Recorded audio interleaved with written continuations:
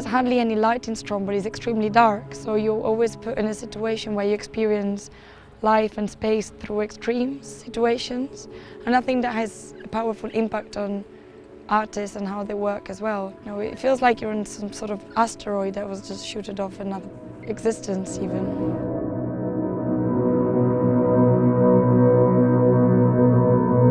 It was a long trip, and then 4 hours by boat. And then we passed through the streets of Stromboli, and then suddenly there was like an open air cinema. And exactly when we passed it, they showed this Rossellini film Stromboli, and then the volcano in the film was exploding. And we said, wow, okay.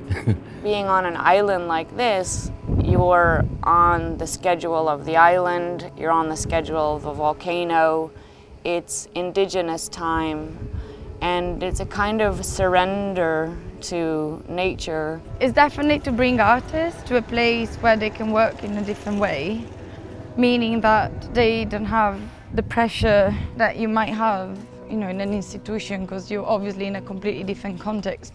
But it's also about rethinking your work within this very specific context where, you know, you have platform of display, which is basically a whole island. You're next to a volcano, so those things affect you whether you know it or not. I was doing a lot of experimentation. Ho fatto tanti esperimenti con la musica diversa. I like to play every kind of music together. And that's what I like to say is my cosmic style. In a way, Stromboli contain both the element, contain the fire because it is like an active volcano, and at the same time the water is very much present.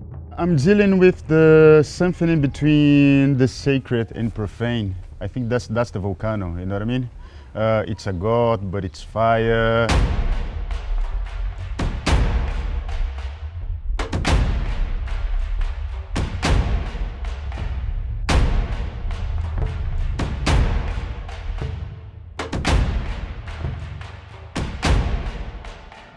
You know, the god Volcano, which was a Roman god, I think it was a Festus for the Greek. He was the, how do you call, the welder? You know, the god that made all the weapons and the tools. And it was working in the heart of a volcano. So this idea of working with the heat and the metal and producing these objects connects a lot with this mythology. It is like a sort of tautology in a way. We have like an active volcano and we're like producing work with fire. And the part, the melting of two bodies, the two dancers that was performing with Matilde.